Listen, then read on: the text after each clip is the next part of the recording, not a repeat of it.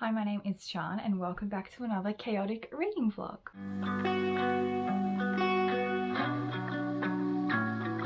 Today I am going to be reading 3 books. You can see Kian's toys in the background, we're going to ignore it.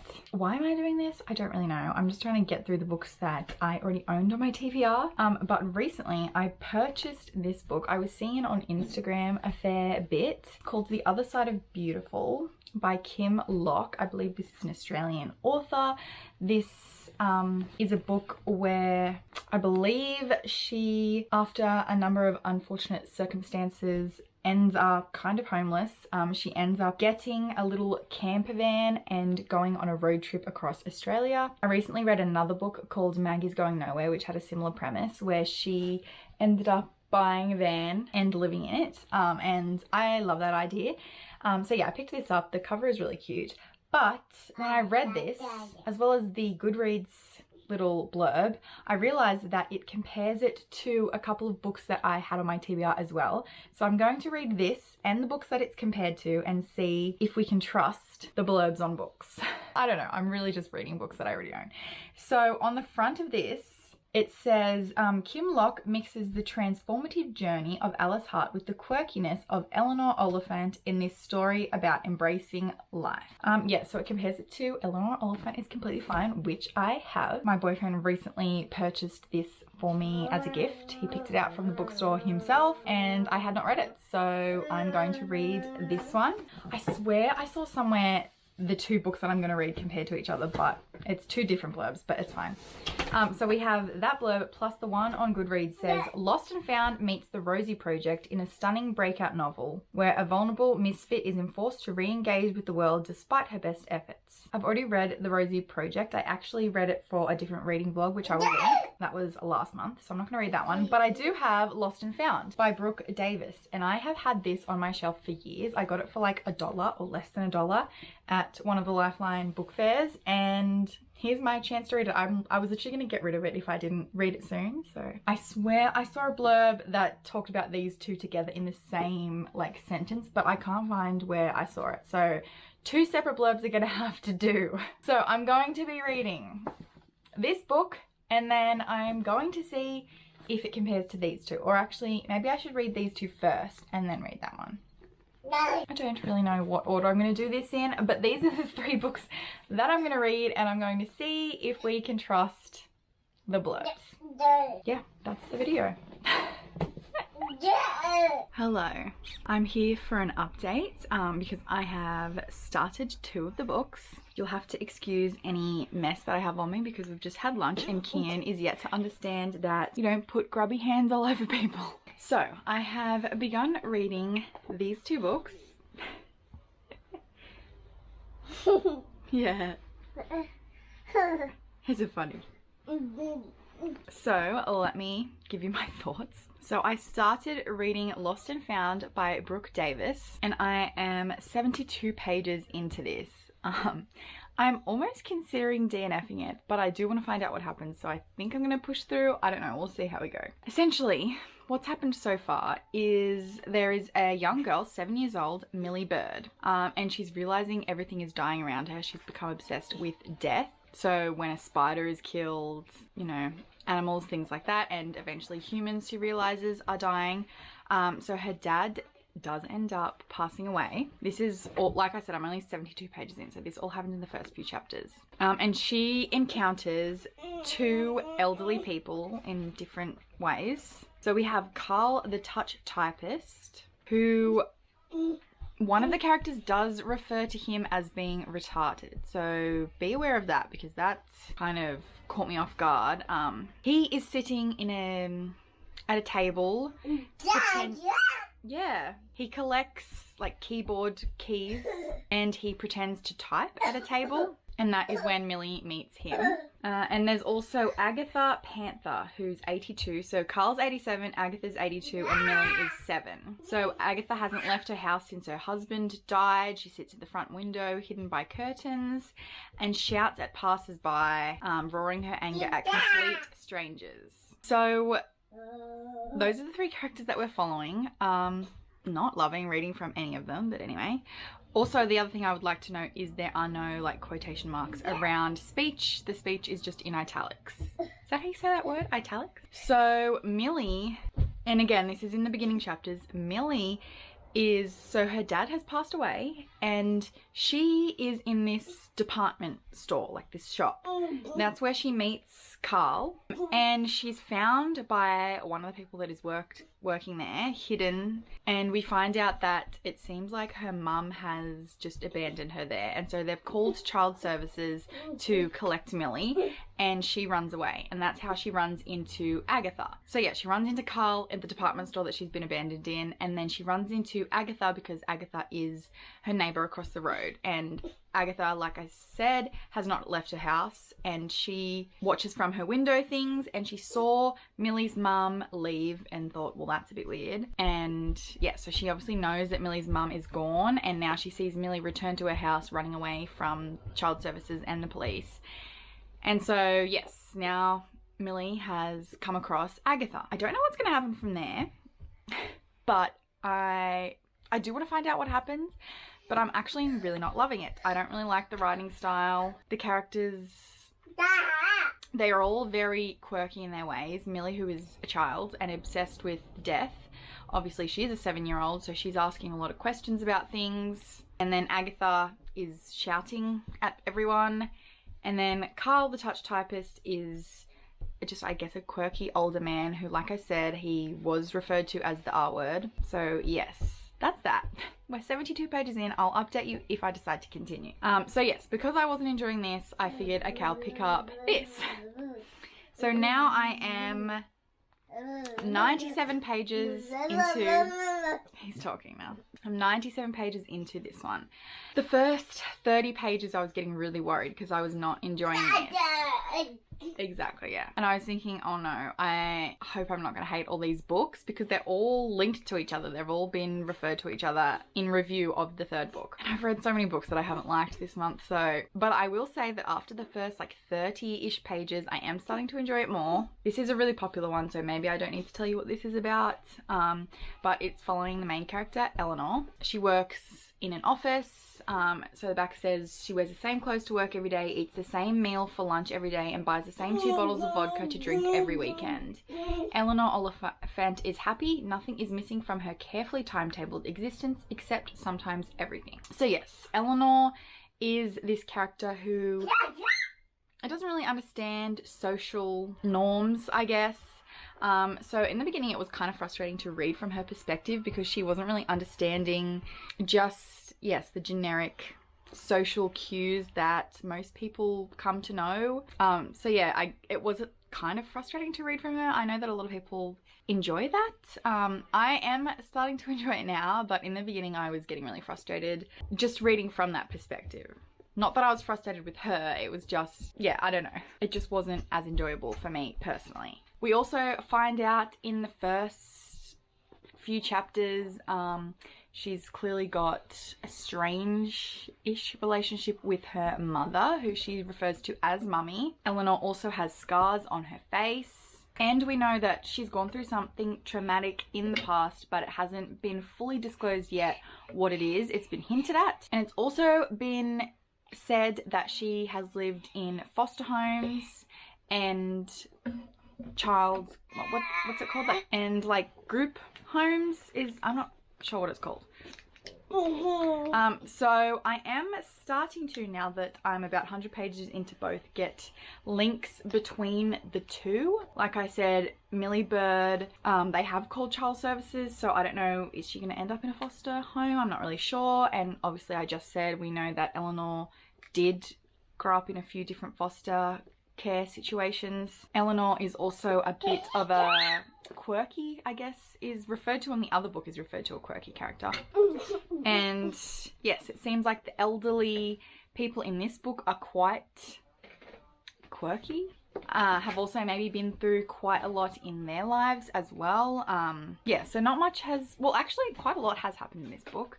She meets the man who works in IT at her office, and when they're leaving work one day, an elderly man in front of them collapses to the ground. So they call an ambulance and obviously he's taken to hospital. So her and this IT guy, what was his name, Raymond, are connected through having to both help out with this, you know, helping this guy get to hospital and whatnot. So yeah, that's what's happened in this so far. Like I said, the first 30 pages, I was getting so worried because, yeah, her co-workers were just referring to her as being weird and they were making fun of her kind of behind her back, but also in front of her. So that's not fun to read about when she's, you know, in a workplace where people obviously think she's strange. And yeah, it's just, I wasn't loving it. But now that I'm starting to get to know her character, I'm starting to feel for her a bit more. And I'm starting to care about what is going to happen the rest of the story. So yeah, I'm guessing that reading from her perspective more, I'm going to come to like her a bit more. This one I'm not really sure about. I must say, however, that reading these two, in the fact that they're both compared to this third book that I'm about to read, I kind of know what to expect from that book. I'm assuming we're going to get a quirky main character who has been through a lot in her life. I do know that, I'm pretty sure the back of the book says that she hasn't left her house in a few years, which this book has a character that hasn't left their house in a few years. So I'm seeing where the comparisons are coming in. Ideally I'll give all three of them 5 stars, but I don't see that happening at the moment. I don't want to DNF books, but am I going to finish you? No. The young character and the old, like 80-year-old character working together is something that I have loved in another book that I read this year. So, I don't know. I'm just going to update you when I have another update. I always forget in these vlogs that I should film life stuff as well. Yeah, I just forget to update and then I just pop in to tell you about the books. I don't know. I like watching vlogs when people have live stuff included. I also like the ones where people just include the book stuff. So let me know if you like to see live things included and book stuff included. I will include a little story time. I went for a walk yesterday. Keen and I have been going for a walk pretty much every day. I might get some clips if we go. Well, I think it's going to rain today, so we won't go today. My mum lives in the next street over, so we're in lockdown, so the only time we're allowed to leave is pretty much to go for a walk. So yes, we go for a walk together almost every day. And yesterday we went for a walk and we were going past houses. Obviously we're walking in the street. Anyway, we went past this one house and there was a box out the front of their house that had a sign on it that said, "Take one if you would like a book to read." And it was filled with books. There was kids books. It was like actually quite a good mixture. There was a lot of kids books. There was some, I guess, like middle grade books. I don't think there was young adult, but then there was adult novels. So I did end up taking one, so I'll get that book in a second. One of the books that was in there was The Secret History, which I already have 2 copies of that and I still can't finish it. I don't know if I'm ever going to finish that book, but I'll get the book that I did pick up. But I did say to my mom, like, I didn't know if they wanted books swapped in, because you know how they have, they're called street libraries in Australia, but I think they're called little free libraries in the US. And it's, people make like a little library and you're supposed to put a book in and when you take a book, so that way it's like always stocked. So I said to my mum, should I leave a book if I'm taking one out of this box? But it didn't say leave a book, it just said take one. So I thought it was really sweet. And I think it's an older man that lives in that house. Like obviously I walk the same route pretty much every day. And I have seen an older gentleman at that house before. I'm assuming he's the one that lives there. So I'm guessing that's who it is that set up this box. But that's just so sweet because we're in lockdown obviously, and he probably sees a lot of people walk past his house because where we walk there's like this lagoon, and anyway it's just a nice place to walk. So I'm assuming a lot of people probably walk past his house. So the fact that he organized to put the, oh, I'm running out of memory storage. Anyway, so the book I picked out was Bluebird by Malcolm Knox. It's quite a big book, but I've seen it so much in bookstores before lockdown and it's quite expensive. It's $32.99 new, so I never picked it up, but cute.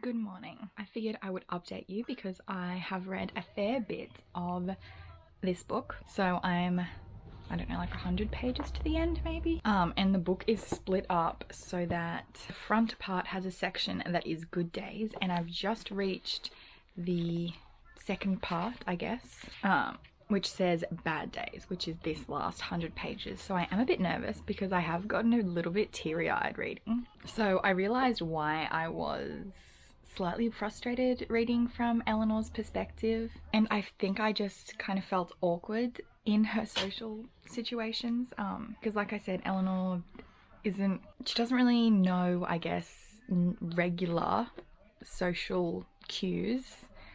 She just goes about her daily things. So for example, there was one scene where she went to go and get a manicure done, and I guess she didn't really know what to expect because she'd never been before. And then when she was leaving, the people serving her had said, would you like a loyalty card or whatever it was called? And every time you get a manicure, it will get marked down on your card, and your 6th one will be free after you've had 5. And she had replied back to them, no thank you, I'm never going to have a manicure again because I could do the exact thing that you just did at home myself and do a much better job, or said something along those lines. And then the people serving her were like shocked that she'd said that to them, because obviously, you know, usually someone would just kind of say no thank you, and even if they thought that, they wouldn't say it out loud. So I think that's why I was feeling a bit uncomfortable in the beginning. However, I must say that I'm finding Eleanor really endearing now, and I am actually really, really enjoying it. I feel like it's probably going to be a 5-star book, depending on what the next 100 pages have in store. But yeah, her social interactions, I have marked down a couple that were just, I'm finding myself smiling at things that she's saying or doing, because it's just really endearing. And I don't know why, maybe it's because I've rewatched some episodes recently, but I'm imagining her as Amy from The Big Bang Theory, the TV show, if you know, because in the beginning, when that character is introduced to the TV show, she acts very much like how Eleanor acts. Yeah, in that, just the way she speaks, the way she acts. And yeah, like I said, I'm getting a bit teary-eyed at some parts in this story. Yeah, so I've got some examples of what her personality is like that I just thought were just really sweet and cute. She was going down to get her makeup done at the department store, and the woman had said, do you like a smoky eye? And Eleanor said back, I don't like anything to do with smoking, I said, and bizarrely she laughed again. Strange woman. So yeah, that's the kind of response she has, like, I guess, and she just says what kind of comes to mind, and I just think it's really sweet now. Also to do with just social, just conventions. There was one conversation where she had with her friend Raymond, where they had organised to meet up to go to this party together, and she was fussing over the fact that he was late, and when he got there, she said to him that he was late, and he kind of was like, well, but you don't turn up to a party at the time that they say. You know, if you were having a party and you said it starts at 8 and people were turning up at 8 or even early, you'd be fluffing about because you weren't organised, sort of thing. And she was like, well, why? She said, why on earth would you state one time whilst meaning something completely different, and how are people supposed to know? And then Raymond replied, I don't know how you know, now I come to think of it. He said, you just do. So yeah, that's the sort of thing, I guess, she doesn't know about, and it's just, it's really sweet. Yeah, this part, I really smiled at this. He smiled, put down his fork and held up his hand. I realised I was meant to place mine against his in what I now recognised as a high five.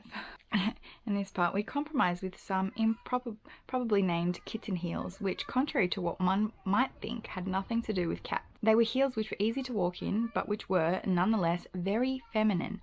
On what basis was this decided, and by whom? Did it matter? I made a mental note to research gender politics and gender identity at some point.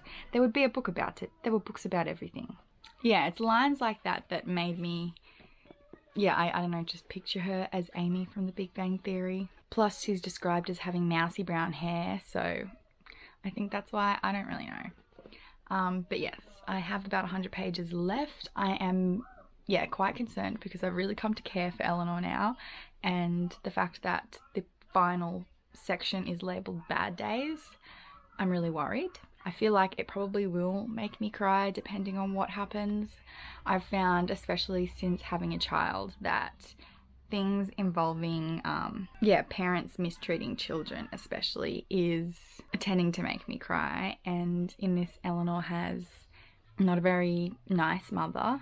So yes, we have gotten some insights into her past, and she has been through quite a fair bit. There's also a lot of really great quotes in this, which I wish I was annotating it. I don't know why. I'm gonna have to reread it, because I've kind of just dog-eared, like if I laughed at a page or I thought something was sweet or cute, I've been dog-earing the pages.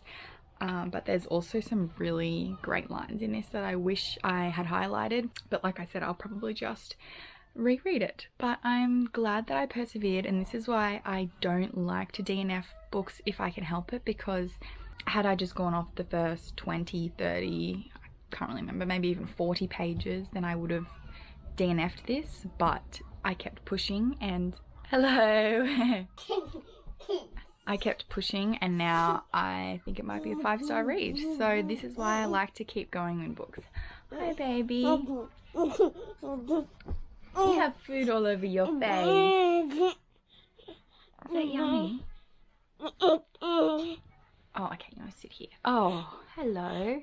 You say hello. Oh, you want to hold it. Okay. Oh, take your finger off there. Take your finger off. You can't see. Take your finger. There you are. Look, there's you.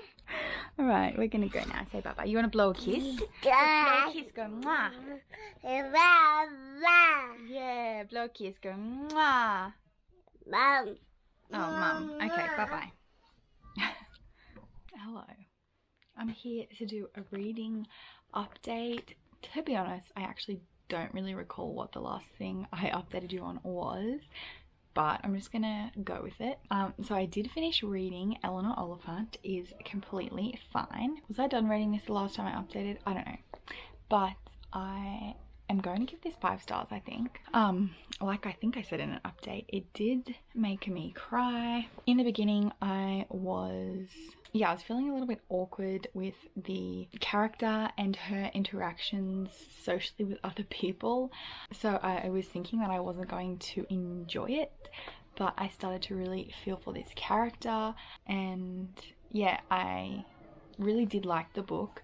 I did predict what the kind of ending, I guess, was going to be, the reveal, the thing that happened to her, because she is dealing with a lot that has happened to her in the past, and I did guess what that was going to be. But I'm not gonna, not all books are supposed to shock you and surprise you, so I don't think it's a bad thing that I could see coming what was going to be her like traumatic event. I also did listen to the audiobook as well as following along, which, like I've said in like all my videos, it's like my favorite thing to do. Like my favorite way to read books is to listen to the audio and follow along. It really helps to like keep me focused, and I do really recommend the audiobook for this one, because it is set in Scotland, so a lot of the characters have Scottish accents. Not Eleanor, because she's not from Scotland. I can't exactly remember where she was from, but she doesn't have an accent, but a lot of the other characters do. So it was really fun to have, it was just really fun to have them speaking in a Scottish accent, and having it read to you like that. Yeah, I just thought this was really sweet and wholesome, and I can definitely see, well, it was not sweet the whole time. Like, they were definitely hard-hitting moments, but yeah, I can see why this has had a lot of hype and has had a lot of awards and whatnot. So success, 1 of the 3 books. I haven't read any more of Lost and Found. Don't know if I will. I believe that I did say that I was thinking about DNFing this, but I do want to give it another chance before I do. So I am still 72 pages in, but I think tomorrow I will give this one another go, see if I can make it to at least the 50% mark, because we'll just see, because maybe I'll like it. What I have read a lot of is The Other Side of Beautiful. I was going to update you this morning when I had only read a couple of chapters, but then I just didn't end up. And then while Kian was napping about an hour ago, I read like a majority of this book, so I only have about 50 pages I think to go. So, did I talk about what this was about? I don't know. So this follows a girl named Mercy, and the opening of this book is she is at her house and her house is on fire, which actually that is interesting because this book also had an element of a house fire in it somewhere. But this book opens with a house fire, and Mercy is being questioned by like the firefighters and the ambulance and everything, and she's kind of like in shock. And everyone's like, why isn't she speaking? And they're asking the neighbors like what's wrong with her, and the neighbors like, well, we don't really see her that much. And we find out that Mercy has not left her house in the past 2 years. So I think it's called agoraphobia. It's not actually explicitly said that's what it is, but I think that is what it's called. And also I'm actually quite interested to read more books with characters that don't leave their houses. So if you have any more recommendations, because I've read this, and there was a book I read earlier this year, Under Rose Tainted Skies, that had it as well. And yeah, I think I might like that in books. I don't really know. I haven't read enough to be able to tell you. But anyway, so we find out, yeah, she hasn't left her house in 2 years. And now obviously her house is on fire. So her husband, well, they're technically still married, but it is her ex-husband, is like, okay, it's all right, I will take her back to my house. We also find out in the opening chapters that her ex-husband, the reason that they are separated is because her ex-husband is now in an on-again, off-again relationship with a man. So, and yeah, Mercy's taken to her husband or ex-husband's house, and it's a bit awkward for her because this new male love interest of her husband is there, and Mercy and her husband or ex-husband, when you know who I'm talking about, Mercy and the husband are both doctors, we also find out, but Mercy hasn't worked for a while. I'm guessing she hasn't left her house, so she's obviously not working. So yeah, that's the start of that. Then while she's at her husband's house, she's thinking like, I do not want to stay here, but I can't go back to my own house, and she sees one of the husband's neighbors with this caravan out the front, with a for sale sign on it. And so she's outside his house, and the old man who is selling it is like trying to get her to buy it, and he's like, okay, I'll just lower the price for you, like I'll give you a really good deal. So anyway, Mercy ends up buying this caravan, and she just starts driving. So now she's going to embark on this journey across the country. So she lives in Adelaide and she's going to drive to Darwin. So if you're not familiar with Australia, which I've actually come to find out that I think a lot of people that watch my videos aren't in Australia, and I've also come to find out that I think non-Australians don't really know Australian geography, which is fine. I was in a live, like I was in the chat of a live on Renee's channel from Reading with Renee and Jan, and I mentioned something about Australian states, and they didn't know that Australia had states. So I'll put up like a map. There's actually a map at the front, but it's like zoomed in and it's like an illustrated map. I'll show you. So this is her road trip that she's going on. But yes, she's in Adelaide, which is in South Australia, and she's going to drive to Darwin, which is in the Northern Territory. So she's going across the states, like I'll put a picture. She's driving a fair way. Yeah, so she hasn't left her house, and now she's going on this giant road trip. She has a dog, which is a sausage dog named Wasabi, and I'm actually really enjoying this. I'm listening to the audiobook of this as well as following along. At first I was a bit hesitant if the writing style was going to bother me.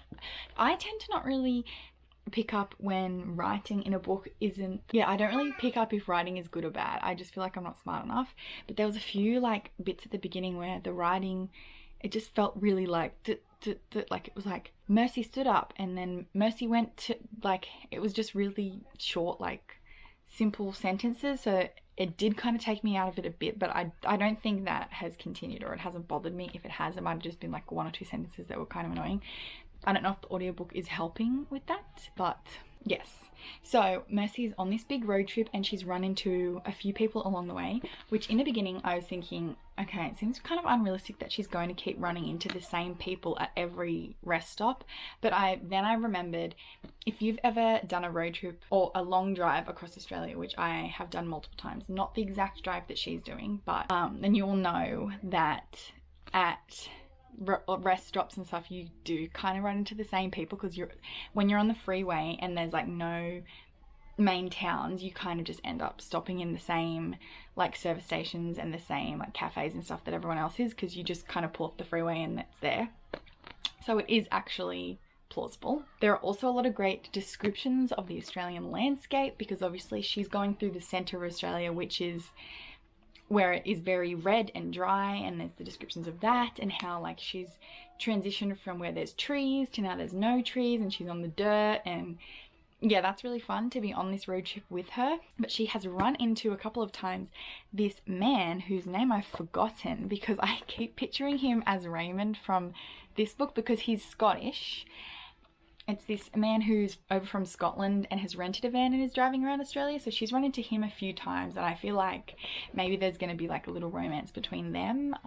Maybe, if not just a friendship. But yes, she also runs into this woman who we're kind of getting a backstory now as to why Mercy had not left her house in 2 years.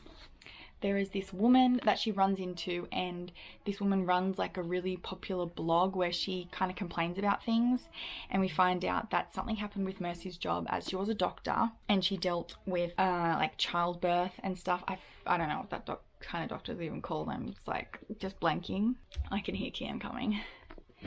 So something happened with an influencer giving birth. Hello.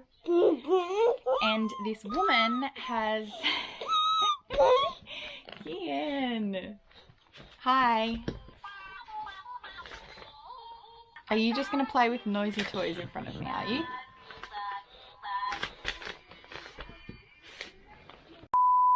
Good morning. It's early in the morning. I got cut off last night while I was trying to talk to you. But after Kian went to sleep at night, I finished reading my book. So I've now finished reading The Other Side of Beautiful. I think I am going to settle on a 4-star. Well, that's what I've given it on Goodreads so far. It just doesn't feel like a 5 to me. I don't know. Yeah, it just doesn't give me 5-star vibes. But let me finish off what I was saying. So yes, we find out that she has had a bit of a stressful experience regarding something that happened at work for her. Yeah, I did find a lot of this really quite relatable. I had a really stressful first year out of uni with my job, which I'm not gonna say what it was because I don't know. And I did have, a moment where I was doing groceries, saw a certain person in the grocery store and had like a full panic attack and just left my shopping and left. And Mercy does discuss that happening to her in this book. As for the comparison to the quirkiness of Eleanor Oliphant, I don't think their characters are really similar. What is similar is kind of the way I felt reading from their perspective. I mentioned when I was talking about Eleanor that it was kind of awkward reading from her perspective because she was saying things that, you know, usually people wouldn't kind of say out loud, I guess. And it created like awkward social experiences. And we kind of get that a little bit from Mercy, but for a different reason. The awkward social experiences aren't coming because Mercy isn't familiar with social interactions. It's coming because she is very anxious about having to be out of her home and being in public for the first time. So when she's doing shopping and things that she's forced to have to do now, she's feeling really panicky and anxious, and you know, the cashier is trying to ask her questions and talk to her and she's not really responding because she's just so stressed about having to do shopping. So it's feeling like a similar experience reading from the character's perspective to Eleanor in that aspect, but I don't think Mercy is quirky like Eleanor is, as it says on the front. The quirkiness of Eleanor Oliphant. Yeah, I don't see that she's quirky really. I really did like the representation of being really anxious about things, having panic attacks. I think those aspects of the book were really, accurate in my experience. What I will also say is probably don't read this book if you are pregnant, because there are some talks of things going wrong during labor and childbirth. Hello! This has happened in every update. I keep sneaking off to do something and you interrupt me. You want to come and say hi? Oh, gee. You say hello? You're a beautiful boy. I do. Alright, I'm not going to be able to say anything else, but today, oh, okay, thank you, you take that one. Today I am going to read more, or the rest, if I can, of the last book, Lost and Found, and then I will come back and give you my full thoughts on the 3. Oh, okay. Can I have that, please? Are you going to carry it around, are you?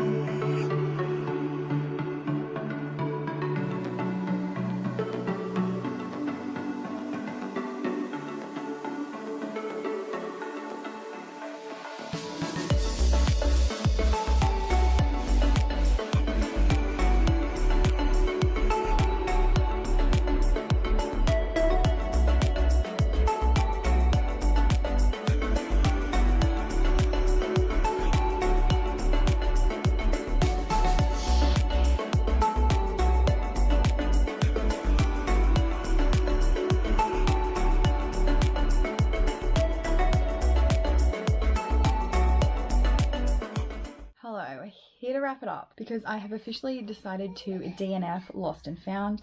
I did make it to pretty much the exact 50% mark, and I just don't like it, and life is too short to be reading books that you don't like. Yeah, I didn't like the writing style. I didn't enjoy reading from the perspective of the characters, and there were lots of like weird sexual comments, and we were reading about 2 elderly people and a 7-year-old, and I just felt like those comments weren't needed. The book was trying to be humorous, I think, but it's not humor that was gelling with me. So if it works for you, that is amazing, and I'm really glad you enjoyed this, but not working for me. Also, the thing I noticed is like this is the biggest author photo.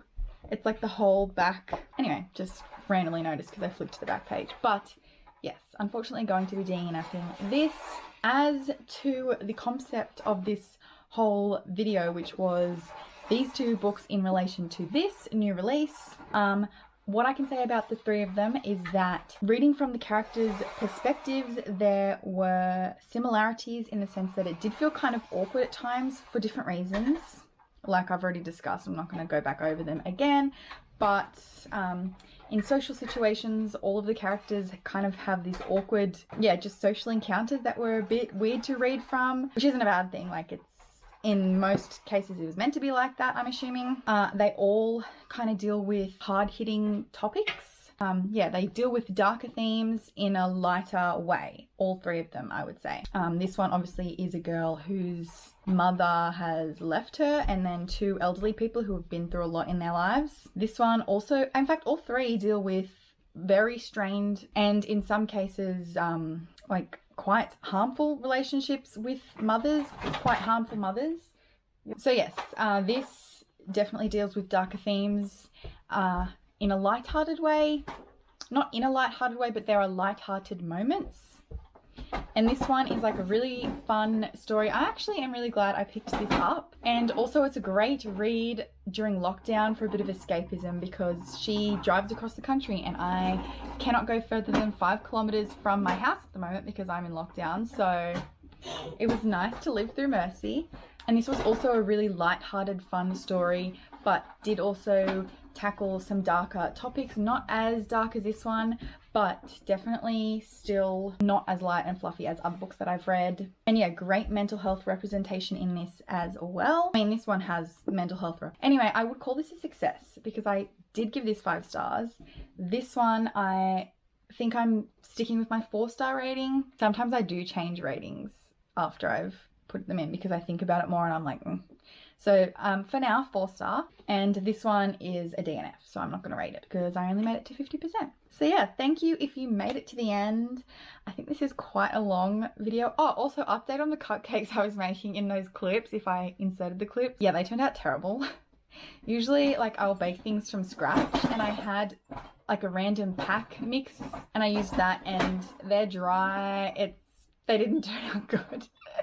Oh my god, maybe I'll do some more baking in my next vlog. So yes, thank you for watching. I appreciate you being here so much, and I'll see you in my next video.